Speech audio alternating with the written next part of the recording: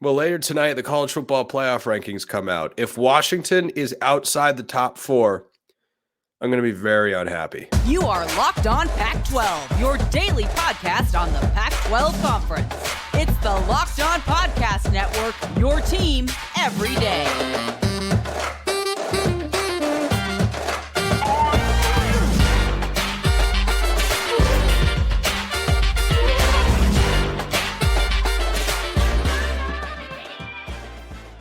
Welcome, everybody, to another episode of Locked On Pac-12. I'm your host, Spencer McLaughlin. Thank you so much for making this your first listen or your first view of the day. Part of the Locked On Podcast Network, your team every day, and your number one source to stay up to date with our media rights and soon to be mostly team free. But until then, beloved and loaded Conference of Champions. Like, comment, subscribe, rate, and review, please, and thank you wherever you listen to or watch the show, which today is brought to you by PrizePicks. Go to PrizePicks.com/LockedOnCollege. Use code LockedOnCollege for a first deposit match up to $100. Daily fantasy sports made easy. So, we're going to get another edition of the college football playoff rankings tonight. And boy, I tell you, I will have another, call it a Spencer McLaughlin heater of a rant if Washington is left outside the top 4. The Huskies just went through a 3-game stretch in which they played USC on the road, who's a good but not great team. And they went and played Utah at home. That's a good but not great team. And then they played Oregon State on the road. That's pretty close to a great team. That's a real good team. They're going to win all those games, as of course they already have. And there are still, I have seen some rankings. I mean, Heather Dinich, I believe, had one of the rankings. There were a couple other ESPN analysts who said, well, here's what my top 6 would be. And they kept Florida State in there. It's absolutely ludicrous. I've read Heather Dinich's work for a long time. I think she's fantastic. I think she's dead wrong here. And anyone else who thinks that Florida State should be in the top 4 over Washington is hilariously off base. I'm not even going to mention Jordan Travis here. I'm not going to introduce that component. And still, I'm going to be able to lay out really clearly in the next few minutes why Washington should be inside the top 4, given their resume to date, over Florida State. So, Florida State has got 2 top 25 wins. I am basing that off of what a team was ranked when the team was played. And barring a catastrophic fall off, like when Oregon beat Colorado, for instance, that's not really much of a ranked win. But Washington, for instance, beating Utah last week, or Washington beating USC when they were ranked, the ranking at the time of the game is a reflection of how the opposing team is playing going into that particular matchup. And you being able to match that level and help contribute potentially, in some instances, to a team falling down, I think you should deserve credit for that and not be punished for it. The same applies to Florida State beating LSU. Is LSU a top 5 team? No. But is that win completely worthless? Also no. LSU might be having, or not might be, would be having a better season if they hadn't lost to Florida State. But FSU's got 2 top 25 wins. They beat LSU in the non-conference in a neutral site game that was in the state of Florida, and they beat Duke. Okay. Those are a couple of good wins. Beating LSU by 21. I think that's a great win. I think that is 100% a great win. I think beating Duke is a good, solid win. But they've got 2 top 25 wins. They trailed last week a bad FCS team at home 13-0. I understand.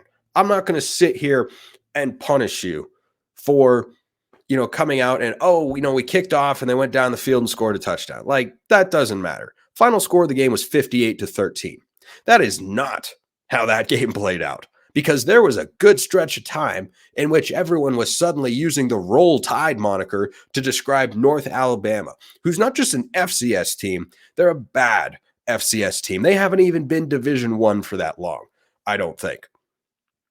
FSU also on their resume has a blemish that is a win, but not a great result, in which they easily could have lost at Boston College, who's not that good.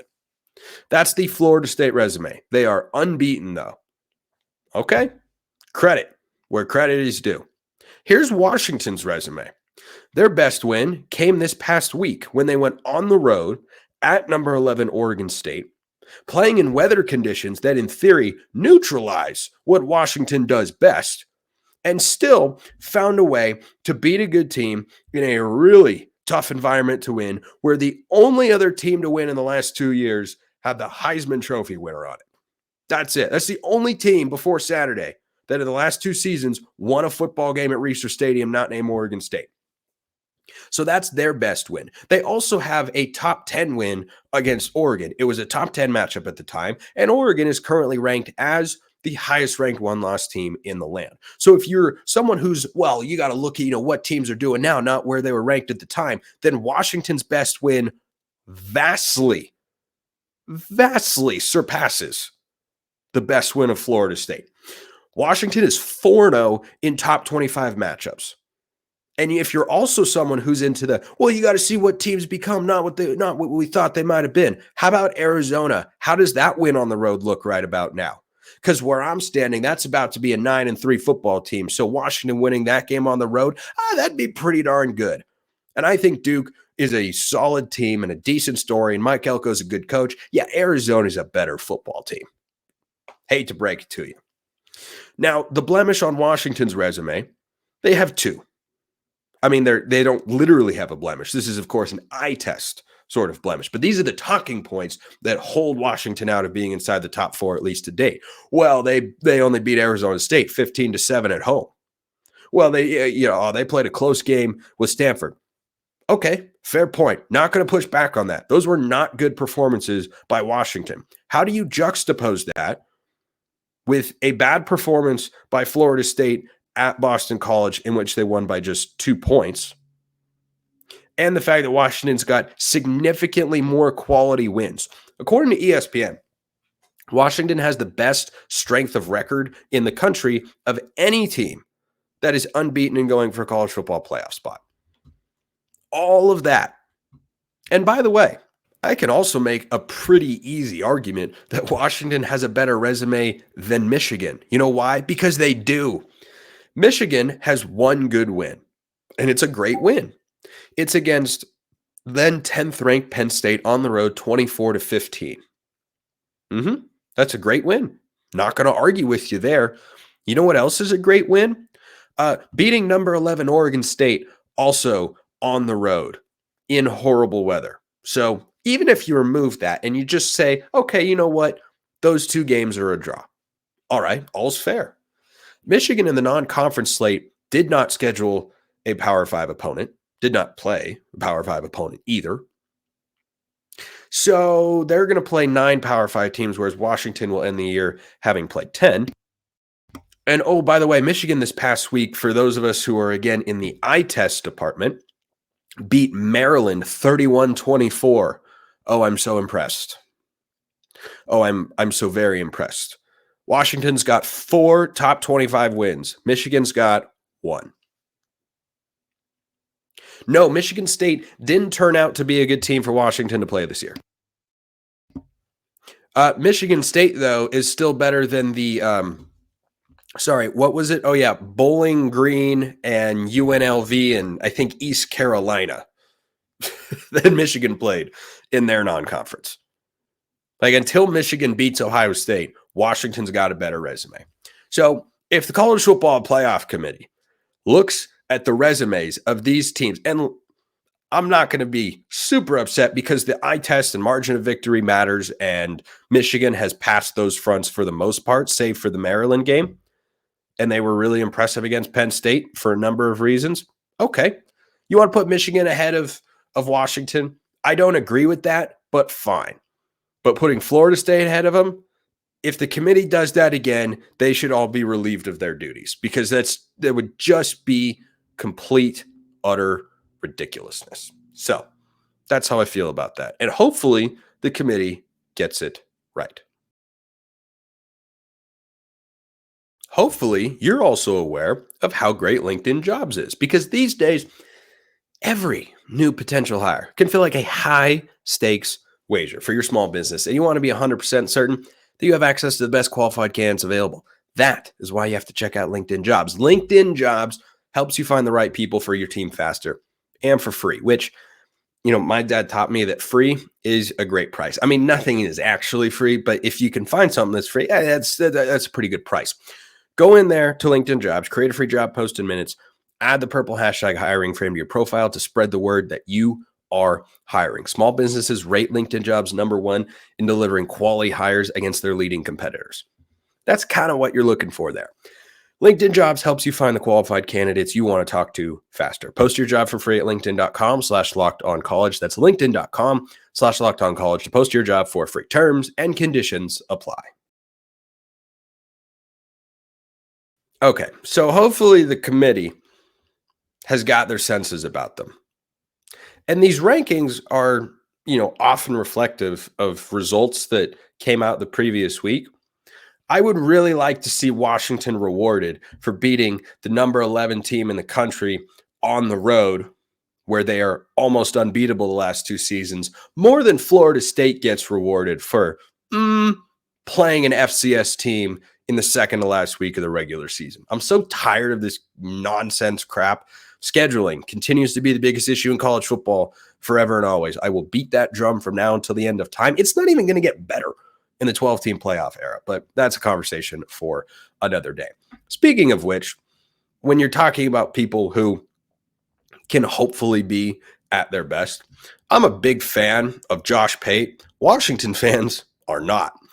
And in this instance, I'm going to side with Husky fans. So I listen to Josh Pate's show. I think he's entertaining. I think he is insightful. I don't agree with every opinion he has. I vehemently disagreed with his approach to his Monday reaction show or his Sunday show. I listened on audio, so it came out on Monday. But he didn't talk about Washington until about 40 minutes into the podcast. Now, he can, of course, hide behind the defense of, well, I talked about him. Don't say I don't like you or anything like that. I'm well aware, as someone who hosts a daily podcast, as you're acutely aware of, thank you very much for tuning in, by the way, of how to structure a show. What you see as the biggest story is what leads your show. That's what I always put in the first segment of a show. What is the most important thing that people should be aware of in the Pac-12 conference? And for the last 2 days, that's been Washington. Why? Because they keep winning these games in really impressive fashion. They're a really good team. They can make the playoff. They can compete for a national championship, and they continue to be undefeated. That's the biggest story in the conference. And they played the game of the week in all of college football right now.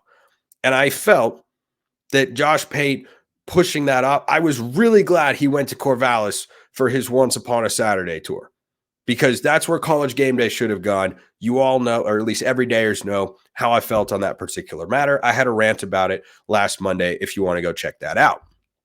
But I don't think that going to that game and talking about so many other storylines in college football before and framing Washington as like, oh yeah, by the way, this thing happened too. And then in the context of that discussion, only talked about the Huskies for about the same amount of time, a couple minutes, as he did defending the model favoring Oregon State in the game, which I don't have a problem with. By the way, I thought Oregon State should have been the favorite in the game. Washington won the game, and results matter above all else. I didn't think that was the best stuff from Josh Pate.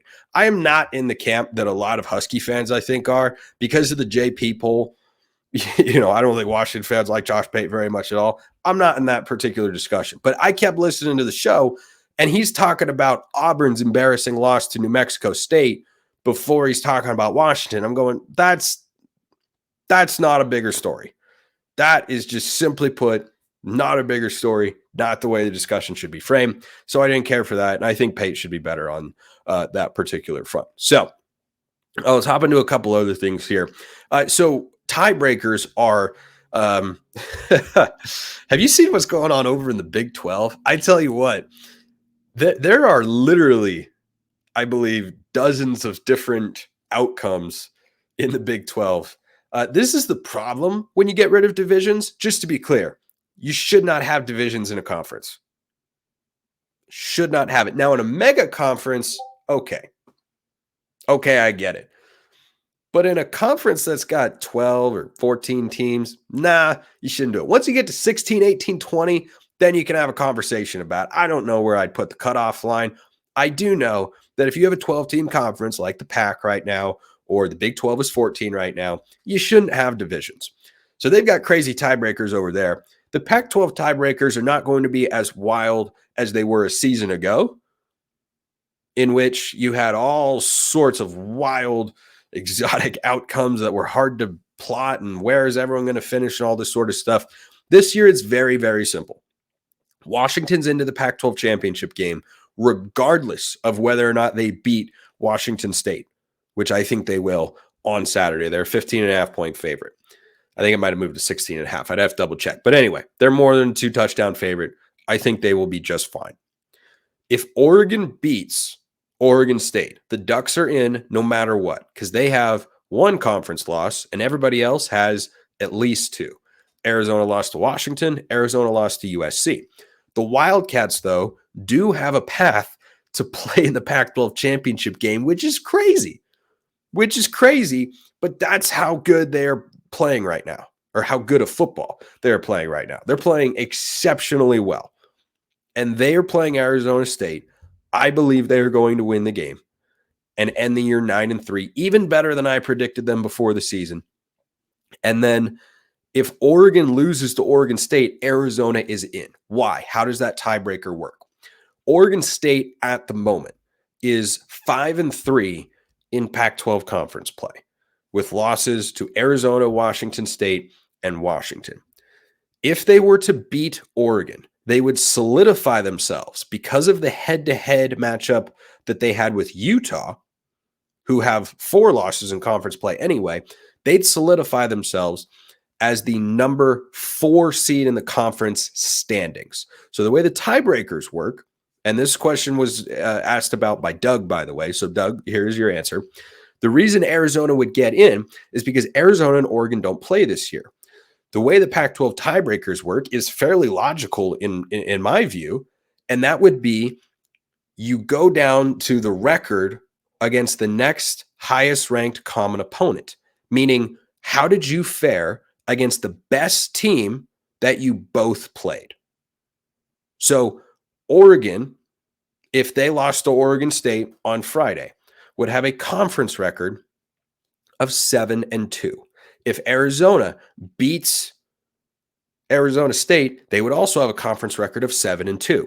The highest ranked common opponent between Oregon and Arizona would be Washington. They'd both have a loss, so no one has an advantage. They're battling out for the 2 and 3 spots, and the next team would be Oregon State, who'd be 6-3. Arizona beat Oregon State. Oregon would have lost to Oregon State in this hypothetical, so Arizona would get in. That actually makes a lot of sense to me, because I think that your record against the best teams is kind of how you should decide who gets to play for the conference championship. There is no world in which Arizona gets to the conference title game if Oregon State loses this week. Beavs are about a 2-touchdown underdog. That's a lot of points.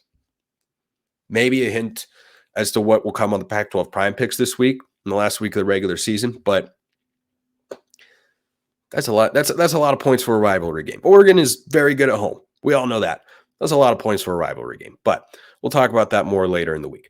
But that's how the tiebreakers work. If that is not clear, or if I didn't explain it well, by all means, let me know. Shoot me a note on Twitter at smalls_55 or at LO_Pac-12. You can also drop a YouTube comment as well. Twitter's a little bit more reliable because sometimes the comments can get weird and show up or not show up. I try to see as many as I can because I appreciate all of you watching and such. But that is the way the tiebreaker works, and that is why Arizona would be in if they win and Oregon loses to Oregon State. And those are the only teams that can play Washington in the Pac-12 title game, and the Huskies are in no matter what. So let's put that to bed. Something I saw that I really liked as such an old school, old head, traditionalist college football fan that I really want to talk about. I really want to talk about PrizePicks too, though, because that is what we call the largest daily fantasy sports platform in all of North America. The easiest and most exciting way to play daily fantasy sports It's just you against the numbers. Instead of battling thousands of other players, including pros and sharks, you pick more than or less than on 2 to 6 player stat projections, and you watch the winnings roll in. PrizePicks even offers a reboot policy so that your entries stay in play even if one of your players gets injured. For football and basketball games, if you have a player who exits the game in the first half and does not return in the second, that player is rebooted. PrizePicks is the only daily fantasy sports platform with an injury insurance policy. So that maddening feeling when you play fantasy football of, I put in so-and-so and he got hurt 2 minutes into the game. Well, too bad. You get 0 points from that guy this week.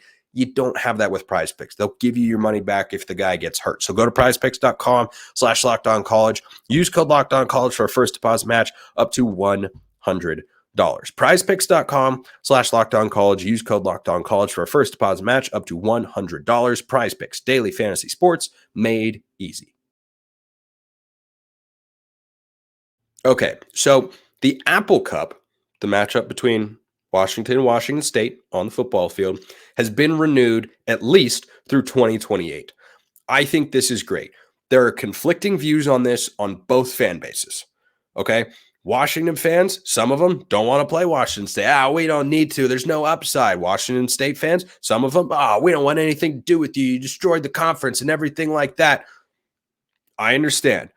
I'm going to tell you where I come down on it, because I've had a couple of different interactions online with people about this, and I find it to be an interesting conversation. I think this is a net positive for both teams. Is it a greater advantage for Washington State than Washington? Yes. However, there is upside for the Huskies. First and foremost, I am indeed, at my core, an old school college football fan. I love tradition. I love history and everything that the sport has been built around to make it different than the NFL and make it the greatest sport in the world.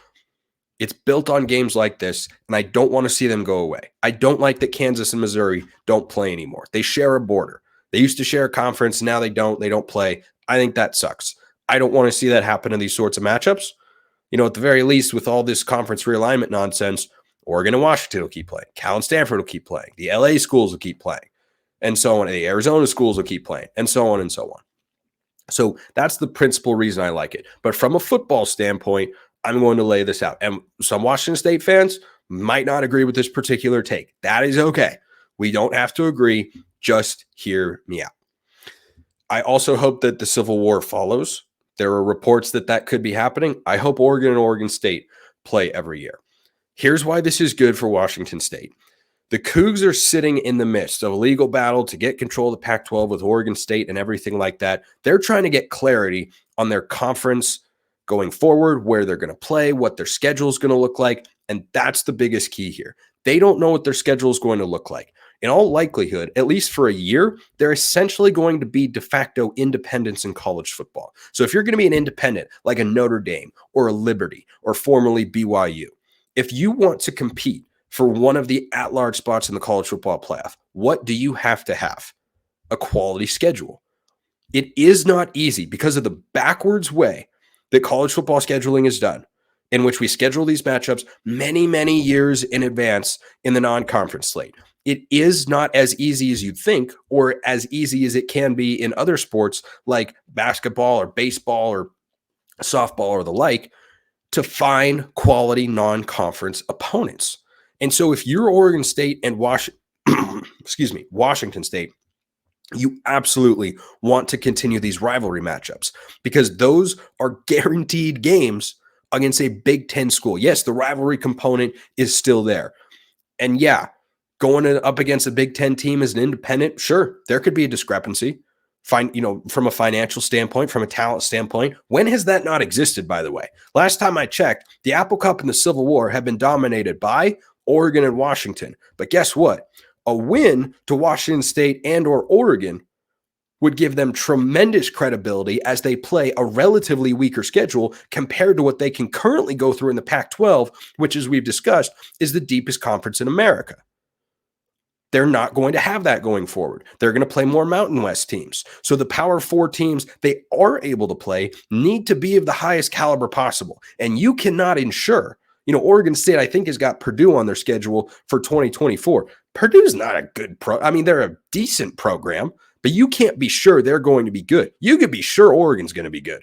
Washington State, not sure exactly who they've got. I didn't double check their future scheduling plans, but you can be sure that that's a quality game against Washington. Here's the other side of it. In the subjective world of the College Football Playoff Committee and just the way the rankings are done, losses are taken into account when you're considering performance. Look at Oregon, for instance.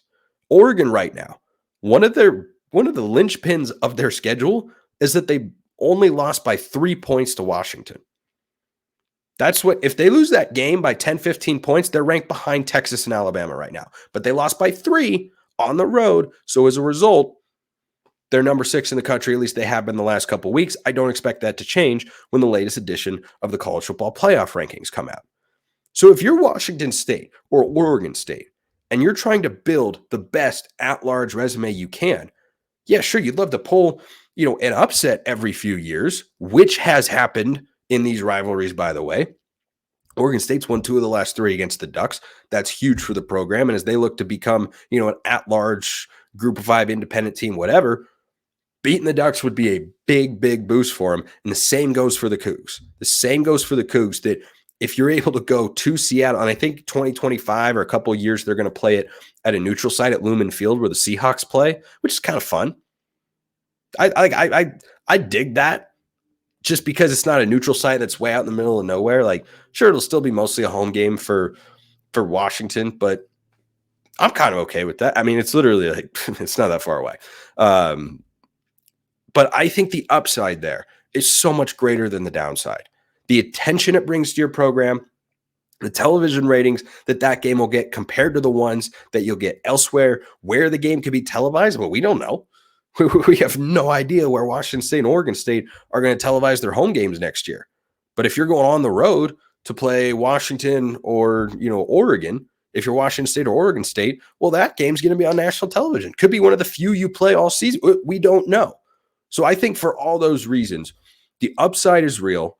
I think the downside is minimal, because you just can't guarantee right now that you're going to be able to get quality Power 4 programs on your schedule, right? Think about this, Washington State fans.